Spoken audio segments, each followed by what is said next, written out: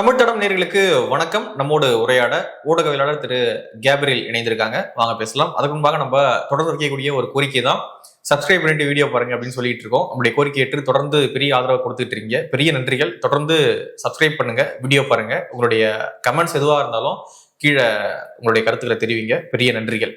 வணக்கம். வணக்கம். பங்களாதேஷ் இஷ்யூவை பத்தி நம்ம தொடர்ச்சியாக பேசிக்கிட்டு இருக்கோம். இப்போ ரீசெண்டான அப்டேட்ஸ் என்ன அப்படின்னு பாத்தீங்கன்னா, தாரிக் ரஹ்மான் அப்படின்றவர் ஒரு விஷயம் சொல்லியிருக்காரு. ஹிந்துக்களுக்கும் இந்த நாடு சொந்தமானது, நம்ம அவங்களை அந்நியமா பார்க்கக்கூடாது, அவங்கள தாக்குறது சரியான ஒரு போக்கு கிடையாது அப்படின்றத அவர் சொல்லியிருக்காரு. ஸோ தாரிக் ரஹ்மான் அப்படின்றவருடைய அந்த ஸ்பீச், அவருடைய என்ட்ரி, இது எல்லாமே கொஞ்சம் பாசிட்டிவா பார்க்கப்படுது. ஸோ எப்படி பாக்குறீங்க? முதல்ல நம்ம ஆடியன்ஸ்க்கு ஒரு சின்ன ஒரு செய்தி. நெக்ஸ்ட் ஒரு 3-4 days நாங்க இந்த மாதிரி ஸ்கைப்ல தான் இன்டர்வியூ பண்ற மாதிரி இருக்கும். சில பேருக்கு அது அவ்வளவு கம்ஃபர்டபுளா இருக்காதுன்னு நினைக்கிறேன். ஒரு ஸ்டுடியோல உட்கார்ந்து 1-to-1 பேசுறது இன்னும் பெட்டரா இருக்கும்னு நினைக்கிறேன். பட் அன்பார்ச்சுனேட்லி நான் சென்னையில் இல்லாதால நெக்ஸ்ட் ஒரு 3-4 days இந்த மாதிரி ஸ்கைப்ல தான் ஷூட் பண்ற மாதிரி இருக்கும். ஸோ கொஞ்சம் டாலரேட் பண்ணிக்கோங்க. நீங்க சொன்னது போல பங்களாதேஷ்ல பெரிய ஒரு டெவலப்மெண்ட். ஏன்னா இப்ப பங்களாதேஷ் நேஷனலிஸ்ட் பார்ட்டியோட சேர்மன் தாரிக் அலி அப்படின்றவர் பார்த்தோம்னா 17 ஆண்டுகளுக்கு அப்புறம் இப்ப திரும்ப பங்களாதேஷ்க்கு வந்திருக்காரு. அவரு எக்ஸைல்ல இருந்தாரு, லண்டன்ல இருந்தாரு. இப்ப திரும்பவும் பார்த்தோம்னா பங்களாதேஷ் வந்திருக்காரு. சோ இப்ப இந்த நான் சொன்ன மாதிரி பிஎன்பி பங்களாதேஷ் நேஷனலிஸ்ட் பார்ட்டி இப்ப வரப்போற தேர்தல் இருக்கு இல்லையா, 26ல வரப்போற தேர்தல், அவங்களும் முக்கியமான ஒரு பிளேயர். இன்ஃபேக்ட் பரவலா சொல்லப்படுற விஷயம் என்னன்னா, பிஎன்பி ஜெயிக்கிறதுக்கான வாய்ப்புகள் அதிகம். சோ அந்த வகையில தாரிக் ரஹ்மான் அடுத்த பிரைம் மினிஸ்டர் ஆகிறதுக்கான வாய்ப்புகள் அதிகம் அப்படின்ற மாதிரி சொல்லப்படுது. சோ அந்த வகையில இப்ப 17 ஆண்டுகளுக்கு அப்புறம் அவரு திரும்பவும் பார்த்தோம்னா பங்களாதேஷ் வர்றாரு. 2008ல அவரு பங்களாதேஷ்ல இருந்து அவரு தப்பிச்சு போறாரு, யூரோப்புக்கு போறாரு. 2007ல அவர் அரெஸ்ட் பண்றாங்க.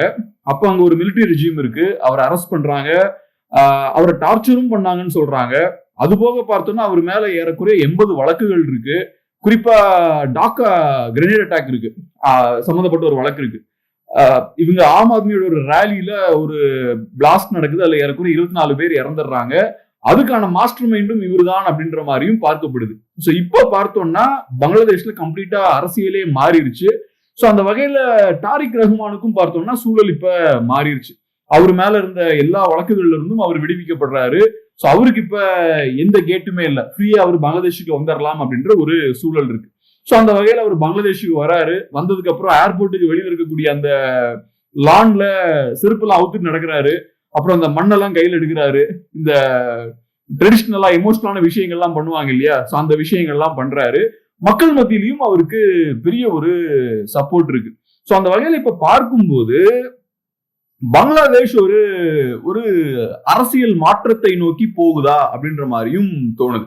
சோ இதெல்லாம் சொல்லும் போது கொஞ்சம் ஒரு சின்ன ஒரு பேக்ரவுண்டும் நான் கொடுத்துக்கிறேன். இப்ப தாரிக் ரஹ்மானை பொறுத்தளவு ஏதோ சாதாரண ஆள் கிடையாது. அவருக்கு ஒரு பெரிய ஒரு பேக்ரவுண்ட் இருக்கு. ஜியாவுல் ரஹ்மானோட மகன் தான் தாரிக் ரஹ்மான். சோ இப்ப ஜியாவுல் ரஹ்மான் நம்ம எல்லாருமே கேள்விப்பட்டிருப்போம். 1971ல பங்களாதேஷ் லிபரேஷன் மூவ்மெண்ட் அங்க நடக்குது. சோ அந்த டைம்ல இவர் தான் பங்களாதேஷ் ஃப்ரீடம் அனௌன்ஸ் பண்றாரு. அந்த டைம்ல ஜியாவுல் ரஹ்மான் பார்த்தோம்னா 1971ல பாகிஸ்தானோட ஒரு மேஜரா இருக்காரு. சோ அதுக்கப்புறம் அவரு பாகிஸ்தானுக்கு எதிராக திரும்பிடுறாரு. பங்களாதேஷோட இண்டிபெண்டன்ஸும் அவரு தான் அனௌன்ஸ் பண்றாரு. அதுக்கப்புறம் பங்களாதேஷோட பிரசிடென்ட் ஆகிறாரு. அதுக்கப்புறம் 1978ல பிஎன்பி கட்சியை ஸ்டார்ட் பண்றாரு. இதோட முக்கியமான ஒரு அச்சீவ்மெண்ட் என்னன்னு பார்த்தோம்னா, முஜிபுர் ரஹ்மான் பிரைம் மினிஸ்டர் ஆனதுக்கு அப்புறம் சிங்கிள் பார்ட்டி சிஸ்டம் தாங்க, ஒன் பார்ட்டி தாங்க, பெரிய டெமோக்ரஸிலாம் இல்ல. சோ முஜிபுர் ரஹ்மானோட கண்ட்ரோலுக்குள்ள பங்களாதேஷ வச்சிருந்தாரு. அதை இவர் தான் மாத்துறாரு. யாரு தாரிக் ரஹ்மான் அந்த சூழல மாத்துறாரு. பிஎன்பி ஒரு பவர்ஃபுல்லான ஒரு பார்ட்டியா பில் பண்றாரு. பங்களாதேஷ ஒரு மல்டி பார்ட்டி டெமோக்ரஸியா இவரு மாத்துறாரு. அதுக்கப்புறம் ஒரு மிலிட்டரி கூ முயற்சி பண்றாங்க. அதுல ஜியாவுர் ரஹ்மான கொன்னுறாங்க. அதுக்கப்புறம் ஜியாவுர் ரஹ்மானோட ஒய்ஃப் கலிடியா ஜியாம்பாங்க. சோ அவங்க பார்த்தோம்னா அதுக்கப்புறம் பிரைம் மினிஸ்டர் ஆங்க. கலிடியாவை பொறுத்தளவுல 3 times அவங்க பிஎம்ஆ இருந்திருக்காங்க. சோ இந்த பேக்ரவுண்டும் தாரிக் ரஹ்மானுக்கு இருக்கு. சோ இப்ப கலிடியா ஜியா இப்ப ரொம்ப அவங்களோட ஹெல்த் ரொம்ப மோசமான ஒரு கண்டிஷன்ல இருக்கு. அப்படி இருக்கும்போது இப்ப சேர்மன் யாருன்னு பார்த்தோம்னா தாரிக் ரஹ்மான் தான். சோ இப்ப அவருக்கு வந்து ரோடு வந்து ரொம்ப ஓப்பனா இருக்கு. ஏறக்குறைய 15 இயர்ஸ் பார்த்தோம்னா அவாமி லீக் ரூல் இருக்கும்போது பிஎன்பி கட்சியை ஒடுக்கிதான் வச்சிருந்தாங்க. தாரிக் ரஹ்மானும் பங்களாதேஷுக்குள்ள வரவே முடியாது அப்படின்ற சூழல் தான் இருந்தது. சோ இப்ப அது எல்லாமே மாறி இருக்கு. அவர் இப்ப பவருக்கு வர்றதுக்கான வாய்ப்பும் இருக்கு அப்படின்ற மாதிரி தோணுது. ஓகே, அங்க ஹிந்துக்களுக்கு பாசிட்டிவா சில வார்த்தைகளையும் பேசுறாரு. ஸோ எப்படி அதை அங்க இருக்கக்கூடிய எக்ஸ்ட்ரீமிஸ்ட் ரொம்ப வலதுசாரிகள் ஏத்துப்பாங்களா, எப்படி பாக்குறீங்க? இப்ப அங்க வலதுசாரிகள் யாருன்னு பார்த்தோம்னா ஜமாத்தி இஸ்லாமி அப்படின்ற ஒரு கட்சி இருக்கு. இப்ப நம்ம பங்களாதேஷ் பொலிட்டிக்ஸை பத்தி பேசும்போது ஜமாத்தி இஸ்லாமியை பத்தி நிறைய பேசிக்கிட்டே இருப்போம். பட் இருந்தாலும் இந்த எக்ஸ்ட்ரீம் இஸ்லாமிக் குரூப் இருக்கு இல்லையா, அவங்களோட ஓட் ஷேர்னு பார்த்தோம்னா 10% ஓட்டை தாண்டினது கிடையாது. மோஸ்ட்லி அவாமி லீக் அப்புறம் பிஎன்பி இவங்க தான் பொலிட்டிக்ஸை டாமினேட் பண்ணிருக்காங்க. இப்ப சூழல் என்னன்னா அவாமி லீக் இப்ப எலெக்ஷன்ல கண்டெஸ்ட் பண்ண முடியாது. 26 எலெக்ஷன்ல அவங்க கண்டெஸ்ட் பண்ண முடியாது. அவங்களுக்கு இருக்கிற ஒரே ஆப்ஷன் என்னன்னா இண்டிபெண்டன்ட் கேண்டிடேட்ஸ் அவங்க வேணா கண்டெஸ்ட் பண்ணலாம். பட் அதை தாண்டி அவாமி லீக் அப்படின்ற அந்த கட்சியால 26ல கண்டெஸ்ட் பண்ண முடியாது. சோ இப்ப ஒரு political vacuum creator Awami League அப்படின்ற ஒரு பெரிய ஒரு கட்சி இருந்த இடத்துல இன்னைக்கு ஒரு பெரிய கட்சி இல்ல. சோ ஒரு பெரிய பொலிட்டிக்கல் வேக்யூம் இருக்கு. அதனால மேபி நீங்க சொன்ன அந்த வலதுசாரி கட்சிகள் கொஞ்சம் பலப்படுவதற்கான வாய்ப்பு இருக்கு. பட் இப்பவும் பார்த்தோம்னா இந்த எக்ஸ்ட்ரீம் இஸ்லாமிக் குரூப்ஸ் இருக்காங்க இல்லையா, இவங்க எல்லாம் பவருக்கு வர்றது ரொம்ப கஷ்டம் தான். ஏன்னா அவங்களோட நிலைப்பாடு என்னவா இருக்குன்னா பாகிஸ்தானோட திரும்ப பங்களாதேஷ் சேரணும், இந்த மாதிரியான ரொம்ப பிற்போக்குத்தனமான ஒரு நிலைப்பாட்டுல அவங்க இருக்காங்க. சோ தாலிபான் ஸ்டைலான ஒரு ரூலை பங்களாதேஷ்ல கொண்டு வர முடியாது. பங்களாதேஷ் அந்த ஸ்டேஜ்லாம் தாண்டி போயிட்டாங்க. சோ அதனால எனக்கு என்னமோ ஜமாத்தி இஸ்லாமி மாதிரியான குரூப்ஸ் அதை தாண்டி வேற குரூப்ஸும் இருக்கு. இவங்க எல்லாம் பங்களாதேஷ்ல பவருக்கு வருவாங்களான்றது பெரிய ஒரு டவுட் தான். அது போக தாரிக் ரஹ்மான் ரொம்ப ஸ்ட்ராங்கா அவரு ஜமாத்தி இஸ்லாமிக்கு எதிரான ஸ்டாண்ட்லாம் எடுத்துட்டாரு. நீங்க சொன்னது மாதிரி இந்துக்களுக்கு ஆதரவான ஒரு ஸ்டாண்டும் எடுக்கிறார். அதே மாதிரி இந்தியாவையும் அவர் சீண்டக்கூடிய வேலைகள் எதுவும் பண்ணல. இப்ப பிஎன்பி பங்களாதேஷ் நேஷனலிஸ்ட் பார்ட்டியை பொறுத்தளவுல அவங்களோட ஹிஸ்டரி எடுத்துக்கிட்டீங்கன்னா ட்ரெடிஷனலாவே அவங்க இந்தியாவுக்கு எதிரான ஒரு இடத்துல இருந்திருக்காங்க. அதே மாதிரி சைனாவோட அவங்க க்ளோஸா தான் இருந்திருக்காங்க. சோ அந்த வகையில பார்க்கும்போது இது இந்தியாவுக்கு ஒரு பின்னடைவா அப்படின்ற மாதிரி கூட நீங்க கேட்கலாம். பட் அது நான் எப்படி பாக்குறேன்னா இப்போதைக்கு இருக்க சூழல்ல அவாமி லீக்ன்ற கட்சி கிடையாது. சோ அப்ப நமக்கு 2 ஆப்ஷன் தான் இருக்கு. ஒன்லோ ஜமாத்தி இஸ்லாமி இல்லனா பிஎன்பி. சோ அந்த வகையில பிஎன்பி அதிகாரத்துக்கு வர மாதிரியான ஒரு சூழல் இருக்குன்றதே நமக்கு பாசிட்டிவான ஒரு விஷயம் தான். அது போக பிஎன்பியும் ரொம்ப அடக்கிதான் வாசிக்கிறாங்க. பெருசா வீர பேச்செல்லாம் பேசல. இந்தியாவோட சேர்ந்து நாங்க ஒர்க் பண்ண ரெடியா இருக்கோம் அப்படின்ற அந்த மூட்ல தான் இருக்காங்க. சோ ஹிந்துஸ்க்கு எதிராகவும் அவங்க பேசல, ஹிந்துஸ் அரவணைச்சு போகணும் அப்படின்ற இடத்துலயும் இருக்காங்க. அப்புறம் இன்னும் வரக்கூடிய சில செய்திகள் என்னன்னா டெல்லியோட தாரிக் ரஹ்மான் கான்டாக்ட்ல தான் இருக்காரு. சோ டெல்லியோட சேர்ந்து ஒர்க் பண்றதுக்கும் அவர் ரெடியா இருக்காரு அப்படின்ற விஷயங்கள்லாம் சொல்றாங்க. பட் நம்ம எதையும் கன்ஃபார்மா சொல்ல முடியாது. இப்ப அந்த மாதிரிதான் இருப்பாங்க. ஏன்னா இப்ப பவருக்கு வரணும்னா யாரையும் பகைச்சிக்க கூடாது இல்ல. 17 வருஷம் கழிச்சு இப்பதான் வராரு. சோ எல்லாரையுமே இப்ப அனுசரிச்சு போறாரு. பவருக்கு வந்தா என்ன நடக்கும் அப்படின்றது நமக்கு தெரியல. அதுக்கான காரணம் என்னன்னா ஹிஸ்டாரிக்கலா நம்ம ஸ்டார்டிங்ல இருந்தே பார்த்தோம்னா அவாமி லீக் வந்து பாகிஸ்தான்ல இருந்து தனியா பங்களாதேஷ உடைக்கிறாங்க. அந்த டைம்ல இந்தியா அவாமி லீக பேக் பண்றாங்க. அந்த டைம்ல சைனா யார பேக் பண்றாங்கன்னு பார்த்தோம்னா பாகிஸ்தானை பேக் பண்றாங்க. சோ பங்களாதேஷ் ஒரு நாடு ஆனதுக்கு அப்புறமும் சைனா லேட்டா தான் பங்களாதேஷை ரெகனைஸ் பண்றாங்க. அவங்களோட வீட்டோ பவர் எல்லாம் யூஸ் பண்ணி பங்களாதேஷுக்கு டிப்ளமேட்டிக் பிரஷர் எல்லாம் போடுறாங்க. அதுக்கப்புறம் பிஎன்பி அப்படின்ற இந்த கட்சி புதுசா உருவாகும் போது, ஜியாவுர் ரஹ்மானோட கட்சி உருவாகும் போது அந்த கட்சியை தான் சைனா பேக் பண்றாங்க ஸ்டார்டிங்ல இருந்தே. அதே மாதிரி அமெரிக்காவும் பிஎன்பியோட தான் கொஞ்சம் க்ளோஸா இருக்காங்க. போத் அமெரிக்கா சைனா 2 பேருமே பிஎன்பியோட தான் க்ளோஸா இருக்காங்க.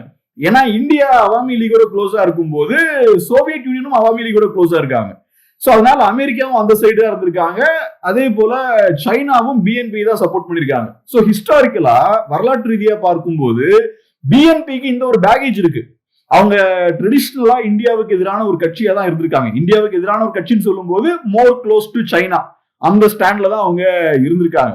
சோ அதனால நம்ம தாரிக் ரஹ்மான் பேசக்கூடிய விஷயங்கள் எல்லாத்தையுமே நம்ம இப்ப அப்படியே எடுத்துக்க முடியாது. ஏன்னா இப்ப அவர் அதிகாரத்துக்கு வரணுன்றதுக்காக யாரையும் பகிச்சிக்க வேண்டாம், எல்லாரோடையும் ஸ்மூத்தா போயிடலான்னு ஒரு இடத்துல இருக்காரு. பட் பவருக்கு வந்தாதான் நம்ம எக்ஸாக்டா சொல்ல முடியும் இவர் எந்த சைட் போவார் அப்படின்ற அந்த விஷயத்த.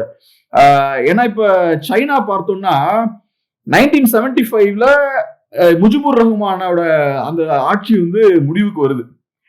அந்த பாயிண்ட்ல இருந்து யூஎஸ்எஸ்ஆர் பார்த்தோம்னா பங்களாதேஷுக்கு ஆயுதங்கள் கொடுக்கறதா ஸ்டாப் பண்ணிட்டாங்க. ஏன்னா அவாமி லீகோட பவர் அங்க இல்ல அப்படின்ற போது இந்தியாவும் பெருசா சப்போர்ட் பண்ணல, யூஎஸ்எஸ்ஆரும் சப்போர்ட் பண்ணல. அந்த டைம்ல இருந்து 1975ல இருந்து பார்த்தோம்னா சைனா பார்த்தோம்னா ஃபுல் சப்போர்ட்டை பங்களாதேஷ் கொடுக்குறாங்க. குறிப்பா பிஎன்பி தான் அந்த விஷயத்த பண்றாங்க. அந்த ஈஸ்ட நோக்கி அவங்களோட அந்த பாலிசியை ஷிஃப்ட் பண்றாங்க. ஈஸ்ட் நம்ம சொல்லும் போது சைனாவை நோக்கி பிஎன்பி தான் பங்களாதேஷோட பாலிசிஸ் வந்து ஷிஃப்ட் பண்றாங்க, சைனாவோட நெருக்கமாக ஆரம்பிக்கிறாங்க. ஸோ இன்னைக்கும் பார்த்தோம்னா சைனாவுக்கு பங்களாதேஷ்ல பெரிய ஸ்டேக்ஸ் இருக்கு. ஸோ அதனால இந்த வரலாற்று பின்புலம்லாம் இருக்கு. இன்னைக்கும் சைனாவை சார்ந்து பெரிய அளவுல இருக்காங்க. அது போக இந்தியாவோட நெருக்கமா இருந்த கட்சியான அவாமி லீக் காணாம போயிருச்சு இப்ப. அது மட்டும் இல்லாம ஷேக் ஹசீனாவும் இப்ப இங்கதான் இருக்காங்க. ஸோ அதனால பார்ப்போம். இப்போதைக்கு தாரிக் ரஹ்மான் வந்து ரொம்ப டிப்ளமேட்டிக்கா ஸ்மூத்தா பேசுறாரு. பார்ப்போம், கொஞ்ச நாள் கழிச்சா தெரியும் எக்ஸாக்டா என்ன பண்ண போறாரு அப்படின்ற விஷயம். ஓகே, பங்களாதேஷ்ல இந்தியாவுடைய இன்ஃப்ளூயன்ஸ் இருக்குது அப்படின்ற மாதிரியான பேசுபொருளும் இருக்கு. ஸோ ரஹ்மான் அவர்கள், தாரிக் ரஹ்மான் அவர்கள் அங்க ஆட்சிக்கு வர்றத இந்தியா பாசிட்டிவா பார்ப்பானா, எப்படி பாக்குறீங்க? அதை நமக்கு பெரிய ஆப்ஷன் இல்ல. இப்போதைக்கு இருக்கிறது 2 ஆப்ஷன் தான். ஒன்லோ பங்களாதேஷ் நேஷனலிஸ்ட் பார்ட்டி வந்து அங்க பவருக்கு வரலாம், இல்லைன்னா ஜமாத்தி இஸ்லாமி வரலாம். 2 ஆப்ஷன் தான் இருக்கு. அவாமி லீக்ன்ற ஆப்ஷனே இப்ப நமக்கு கிடையாது. இன்ஃபேக்ட் அது கரெக்ட் கிடையாது. அவாமி லீக் நீங்க பாட்டு எலெக்ஷன்லயே கண்டெஸ்ட் பண்ணக்கூடாதுன்னு சொல்றது கரெக்ட் கிடையாது. டெமோக்ரஸினா அவாமி லீக்கும் நீங்க ஒரு ஆப்ஷன் கொடுக்கணும்ல. அவாமி லீக் இன்னைக்கு நீங்க வீழ்த்திட்டீங்கன்றதுக்காக அவாமி லீக் நாங்க கண்டெஸ்டே பண்ண மாட்டோம்னு சொல்ல முடியாது இல்ல. அவாமி லீக் இந்த விஷயத்தெல்லாம் பண்ணாங்க. அவாமி லீக் ரொம்ப யோகியமான கட்சின்னா நான் சொல்ல வரல. அவங்க ஜனநாயகத்தை குழி தோண்டி எல்லாம் புதைச்சாங்க. அந்த விஷயம்லாம் இருக்கு. இப்ப குறிப்பா நீங்க எடுத்துக்கிட்டீங்கன்னா பங்களாதேஷ்லயும் சரி பாகிஸ்தான்லயும் சரி இந்த கேர்டேக்கர் கவர்மெண்ட்ன்ற கான்செப்ட் உண்டு. ஒரு கவர்மெண்ட் ஒரு டேர்ம் முடிஞ்சிருச்சுன்னா அடுத்த கவர்மெண்ட் ஃபார்ம் ஆகிறதுக்கு முன்னாடி ஒரு கேர்டேக்கர் கவர்மெண்ட் கையில பவர் போகும். போனதுக்கு அது ஏன்னா அது ஒரு நடுநிலையான கவர்மெண்டா இருக்கும். ஸோ எலெக்ஷன் இன்னும் கொஞ்சம் கூட நியாயமா இருக்கும் அப்படின்றதுக்காக அந்த கேர்டேக்கர் கவர்மெண்ட் அந்த சிஸ்டம் பார்த்தோம்னா பங்களாதேஷ்லயும் உண்டு, பாகிஸ்தான்லயும் உண்டு. அதுக்கான காரணம் என்னன்னா அங்க இருக்கக்கூடிய கட்சிகள் வந்து யாரையும் நம்ப மாட்டாங்க. ஆளும் கட்சி எதிர்கட்சி நம்ப மாட்டாங்க, எதிர்கட்சி ஆளும் கட்சி நம்ப மாட்டாங்க. ஸோ நடுநிலையான ஒரு கேர்டேக்கர் கவர்மெண்ட் இருக்கும்போது கரெக்டா இருக்கும்ன்றதுதான் லாஜிக். இந்த சிஸ்டம் எல்லாம் அவாமி லீக் வந்து முடிவு கொண்டு வந்துட்டாங்க. குறிப்பா ஷேக் ஹசீனா அதெல்லாம் முடிவு கொண்டு வராங்க. சோ ஷேக் ஹசீனாவை பொறுத்தளவுல ஒரு விதமான ஒரு சர்வாதிகார போக்கு அந்த அம்மா கிட்ட இருந்தது. எலெக்ஷனை சப்ரஸ் பண்ணாங்க, அதெல்லாம் ரைட்டு. ஆனா இன்னைக்கு நீங்க அவாமி லீக கண்டெஸ்டே பண்ணக்கூடாதுன்னு சொல்றது தப்பு இல்ல. ஒரு ஜனநாயகம்னு வரும்போது அந்த அம்மாவுக்குன்னு அந்த கட்சிக்கான ஸ்பேஸ் நீங்க கொடுக்கணும்ல. அந்த விஷயத்தெல்லாம் அவங்க பண்ணல. சோ அது ஒரு பக்கம். பட் அதை தாண்டி இப்போதைக்கு பிராக்டிக்கலா பார்த்தோம்னா 2 ஆப்ஷன் தான். ஒன்னு பிஎன்பி, இன்னொன்னு நான் சொன்ன மாதிரி ஜமாத்தி இஸ்லாமின்ற ஒரு ராடிக்கல் இஸ்லாமிக் பார்ட்டி ஒண்ணு இருக்கு. இந்த 2 கட்சிகள்ல நமக்கு ஒரே ஆப்ஷன் தான் இருக்கு. நமக்கு பிஎன்பி தான் நம்ம சூஸ் பண்ண முடியும். பிஎன்பி நமக்கு எந்த அளவுக்கு ஃபேவரபிளா இருப்பாங்க இருக்க மாட்டாங்கன்றதெல்லாம் டவுட் நிறைய இருக்கு. அவாமி லீகோட ஒப்பிடும்போது பிஎன்பி பெருசா நம்ப முடியாது. ஆனா பிஎன்பி தான் நமக்கு ஒரே ஆப்ஷன். ஏன்னா இப்ப ஜமாத்தி இஸ்லாமி வந்துட்டாங்கன்னா அவங்க கம்ப்ளீட்டா ஆன்டி இண்டியன் ஸ்டாண்ட் எடுப்பாங்க. இப்ப அவங்க பேசுற விஷயங்கள்லாம் ரொம்ப ஆன்டி இண்டியனா தான் இருக்கு. இந்தியாவுக்கு எதிரான நிறைய விஷயங்கள் அவங்க பேசிட்டு இருக்காங்க. இந்தியாவோட இன்ஃபுளுன்ஸை முடிவு கொண்டு வரணும்னு பேசிட்டு இருக்காங்க. இதெல்லாம் ஒரு காலத்துல பிஎன்பியும் பேசினாங்க. நான் சொல்றது ஒரு காலத்துல பங்களாதேஷ் வந்து அவாமி லீகோட தலைமையில இந்தியாவோட ஒரு சேட்டலைட் ஸ்டேட்டா மாறிடுச்சுன்னா சொல்லியிருக்காங்க பிஎன்பி ஒரு காலத்துல. ஆனா இன்னைக்கு மாறி இருக்காங்க. இன்னைக்கு பிஎன்பியோட ஸ்டாண்ட் மாறி இருக்கு. ஆனா ஜமாத்தி இஸ்லாமியை பொறுத்தளவுல இன்னைக்கும் அவங்க வெறித்தனமா இந்தியாவை அப்போஸ் பண்ணக்கூடிய ஒரு பார்ட்டி. சோ அதனால இப்ப நமக்கு 2 ஆப்ஷன், பிஎன்பியா ஜமாத்தி இஸ்லாமியா. சோ நம்ம இப்ப பிஎன்பி கிட்ட தான் போக முடியும். அதனால எனக்கு என்னமோ இது இந்தியாவுக்கு ஒரு பெட்டர் ஆப்ஷன் பாக்குறேன். ராடிக்கல் இஸ்லாமிக் குரூப்ஸ் கையில போயாச்சுன்னா அதுக்கப்புறம் இந்தியாவுக்கு எதிராக நிறைய வேலைகளையும் அவங்க பண்ண ஆரம்பிப்பாங்க. குறிப்பா அந்த பார்டர் ஸ்டேட்ஸ்ல எல்லாம் பண்றதுக்கான சாத்தியக்கூறுகளும் இருக்கு. பிஎன்பி மாதிரியான ஒரு ப்ராப்பரான ஒரு கட்சி வந்தாச்சுன்னா அவங்க நம்ம கிட்ட க்ளோஸா இல்லைன்னா கூட நம்ம குறைச்சல் கொடுக்க மாட்டாங்க. மேபி அவங்க சைனா கூட க்ளோஸா இருக்கலாம். பட் நமக்கு வேற மாதிரியான பிரச்சனைகள் கொடுக்காம இருப்பாங்க. சோ அந்த வகையில பிஎன்பி பெட்டரான ஆப்ஷனா இருக்கும்னு நினைக்கிறேன் இருக்கக்கூடிய சூழல்ல. ஓகே, இப்போ இன்னொரு பார்வையும் இருக்கு. என்னன்னா 17 வருஷமா பங்களாதேஷ்ல இல்லாத தாரிக் ரஹ்மான் அவர்கள் திடீர்னு அங்க ஒரு எமர்ஜ் ஆகுறாரு. இன்னொரு பக்கம் ஒரு இந்துக்களுக்கு பாசிட்டிவான ஒரு விஷயத்தையும் பேசுறாரு. இன்னொரு பக்கம் என்னன்னா பங்களாதேஷ்ல இந்தியாவுடைய இன்ஃப்ளூயன்ஸ் இருக்கு அப்படின்னு சொல்லிட்டு அங்க பல வலதுசாரிகள் வந்து பேசிக்கிட்டு இருக்காங்க. ஒருவேளை இந்தியாவுடைய இன்ஃப்ளூயன்ஸ் காரணமாக தான் ரஹ்மான் அவர்கள் திரும்ப அங்க பொலிட்டிக்ஸ்ல இறக்கி விடப்படுறாரா? எப்படி பாக்குறீங்க? இப்ப என்னன்னா, பங்களாதேஷ்ல பார்த்தோம்னா அவாமி லீக் அப்படின்ற ஒரு பெரிய கட்சி இருக்கு. அந்த பெரிய கட்சிக்கு எதிராக மக்கள் எல்லாம் திரும்புறாங்க. திரும்பினதுக்கு அப்புறம் அந்த கட்சியை இல்லாம பண்ண வேண்டிய ஒரு தேவை இருக்கு. அங்க இருக்கக்கூடிய அதிகாரத்தில் இருக்கக்கூடிய ஆட்களுக்கு அவாமி லீகை முடிச்சு கட்டணுன்ற ஒரு தேவை இருக்கு. சோ என்ன பண்றாங்கன்னா, ஜமாத்தி இஸ்லாமியை கொஞ்சம் என்கரேஜ் பண்றாங்க, வளர்த்து விடுறாங்க. சோ ஜமாத்தி இஸ்லாமி அந்த வேலையை பாக்குறாங்க. அந்த மிலிட்டன்ட் இஸ்லாமிக் ஆட்கள் என்ன பண்றாங்கன்னா, அவாமி லீகோட கதையை முடிக்கிறாங்க. அந்த கட்சியை கம்ப்ளீட்டா கிரவுண்ட்ல இல்லாம பண்றாங்க. ஆனா இப்ப ஜமாத்தி இஸ்லாமி மாதிரியான ஒரு கட்சியை யூஸ் பண்ணி அவாமி லீகை நீங்க பலவீனப்படுத்தலாம். அதுக்கு வேணா ஜமாத்தி இஸ்லாமி யூஸ் பண்ணலாம். பட் எண்ட் ஆஃப் த டே பவரை கேப்சர் பண்ணுன்ற விருப்பம் பார்த்தோம்னா பிஎன்பிக்கு இருக்கு. ஸோ அதனால டெஃபினட்டா பிஎன்பி அதிகாரத்தை ஹோல்ட் பண்ணக்கூடிய வேலைகள் தான் பண்ணுவாங்க. ஸோ இப்ப ஏதோ ஒரு வகையில பார்க்கும்போது காய்கள்லாம் கரெக்டா ஃபேவரபா நகருது. ஏதோ அதிகாரத்தில் இருக்கக்கூடிய ஆட்கள், பெரிய ஆட்கள் பிஎன்பி கட்சிக்கும் தாரிக் ரஹ்மானுக்கும் டோர் எல்லாம் திறந்து விடுறாங்க. இப்ப நீங்க பாருங்க, அவர் மேல 80 வழக்குக்கு மேல இருக்கு. இப்ப டக்குன்னு பார்த்தோம்னா அவாமி லீகோட ஆட்சி முடிஞ்ச உடனேயும் டக்குன்னு ஏறக்குறைய ஒரே வருஷத்துல எல்லா வழக்குகளில் இருந்தும் அவர் விடுவிக்கப்படுறாரு. இது சொல்லக்கூடிய விஷயம் என்ன? சோ ஏதோ ஒரு பெரிய சக்தி இவருக்கு ஃபேவரபிளா செயல்படுது. இவருக்கு வந்து டோர்ஸ் எல்லாம் ஓபன் பண்ணி விடுது. சோ அதனால அந்த பெரிய சக்தி இந்தியாவா அப்படின்னு கேக்குறேன். எப்படி அந்த பெரிய சக்தி இந்தியாவான்னு கேக்குறேன். இந்தியாவா இருக்கிறதுக்கான வாய்ப்பு இல்லை. மேபி சைனா அண்ட் அமெரிக்காவா இருக்கலாம். சைனாவா இருக்கிறதுக்கான வாய்ப்புகள் அதிகம். ஏன்னா இந்தியா நான் ஏற்கனவே சொன்ன மாதிரி நம்ம ஹிஸ்டாரிக்கலா பிஎன்பியோட பெரிய டச் கிடையாது. ஜியாவுர் ரஹ்மானோட ஒய்ஃப் அவங்க கலிடியால இருந்து இன்னைக்கு வரைக்கும் நமக்கு பெருசா பிஎன்பியோட நமக்கு டச்ல நம்ம இருந்தது கிடையாது. இன்ஃபேக்ட் இது ஒரு பெரிய குற்றச்சாட்டா கூட வச்சிருக்காங்க. நிறைய முக்கியமான இன்டர்நேஷனல் அஃபேர்ஸ் அனலைஸ் பண்ணக்கூடியவங்க இதை ஒரு விமர்சனமா கூட இந்தியா மேல வச்சிருக்காங்க. ஏன்னா அவாமி லீக் வந்து சிக்கல்ல இருக்குன்றது ஒரு 4-5 இயர்ஸாவே எல்லாருக்கும் தெரியும். சோ பரவலா இந்த இன்டர்நேஷனல் அஃபேர்ஸ் எல்லாம் க்ளோஸா வாட்ச் பண்ணக்கூடியவர்கள் தொடர்ச்சியா சொன்ன விஷயம் என்னன்னா, ஒரு 4-5 இயர்ஸாவே இந்தியாவை பொறுத்தளவுல பிஎன்பி கூடயும் க்ளோஸா இருக்க வேண்டிய அவசியம் இருக்கு. ஏன்னா அவாமி லீக் வந்து மக்கள் மத்தியில செல்வாக்க இழந்துகிட்டே இருக்காங்க. அவங்க சீக்கிரம் வீழுவதற்கான வாய்ப்பு இருக்கு. சோ அப்படி இருக்கும்போது அவாமி லீக் கூட மட்டும் க்ளோஸா இல்லாம பிஎன்பி கூடயும் க்ளோஸா இருக்க வேண்டிய தேவை இருக்கு. அங்கேயும் ஒரு டிப்ளமேட்டிக் சேனல் ஒன்று ஓபன் பண்ணா பெட்டரா இருக்கும் அப்படின்ற விஷயங்கள்லாம் இதுக்கு முன்னாடியே பேசியிருக்காங்க நிறைய முக்கியமான ஆட்கள்லாம். சோ அந்த வகையில நம்ம ஸ்டாண்ட் என்னவா இருந்திருக்குன்னா, நம்ம அவாமி லீகோட க்ளோஸா இருந்திருக்கோம். நம்ம பிஎன்பியோட பெருசா க்ளோஸா இல்ல. சோ அதனால பிஎன்பியை பவர் கொண்டு வரதுக்கு நம்ம பெரிய ரிஸ்க் எடுத்திருப்போமான்றது எனக்கு தெரியல. பட் சைனாவை பொறுத்தளவுல ஹிஸ்டாரிக்கலா ஸ்டார்டிங்ல இருந்தே ஜியாவுர் ரஹ்மான் காலகட்டத்தில இருந்தே அவங்க பிஎன்பியோட க்ளோஸா இருந்திருக்காங்க. அதே மாதிரி அமெரிக்காவும் பார்த்தோம்னா அவாமி லீகை விட பிஎன்பியை எப்பவுமே ப்ரிஃபர் பண்ணிருக்காங்க. ஃபர்ஸ்ட் ஒரு காலகட்டத்துல சோவியத் யூனியனை கவுண்டர் பண்றதுக்கு பிஎன்பியை யூஸ் பண்ணாங்க. அதுக்கப்புறமும் பார்த்தீங்கன்னா பிஎன்பியோட தான் அவங்க க்ளோஸா இருந்திருக்காங்க அமெரிக்காவும். ஸோ அந்த வகையில பிஎன்பி பவருக்கு வருவதால யாருக்கு லாபம்னு பார்த்தா சைனாவுக்கு தான் பெரிய அளவுல லாபம் இருக்கு. அதை தாண்டி மேபி அமெரிக்காவுக்கும் கொஞ்சம் லாபம் இருக்கலாம். அமெரிக்காவுக்கு அந்த அளவுக்கு பெரிய இன்ஃப்ளூயன்ஸ் கிடையாது. இந்தியாவுக்கும் சைனாவுக்கும் இருக்க அளவுக்கு பங்களாதேஷ்ல இன்ஃப்ளூயன்ஸ் கிடையாது.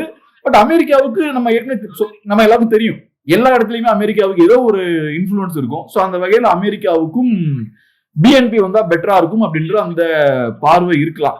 ஸோ அதனால எனக்கு என்னமோ இந்தியா அந்த ரோலை பிளே பண்ணிருப்பாங்களான்னு எனக்கு தெரியல. பண்ணிருக்க வாய்ப்பு ரொம்ப ரொம்ப கம்மின்னு தான் பாக்குறேன். ஸோ அதனால பார்ப்போம் பிஎன்பி என்ன பண்றாங்கன்றத. ஓகே, பங்களாதேஷ்ல கொஞ்சம் கொஞ்சமா அமைதி திரும்புவதற்கான வாய்ப்பு ஆரம்பிச்சிடுச்சா? எப்படி பாக்குறீங்க?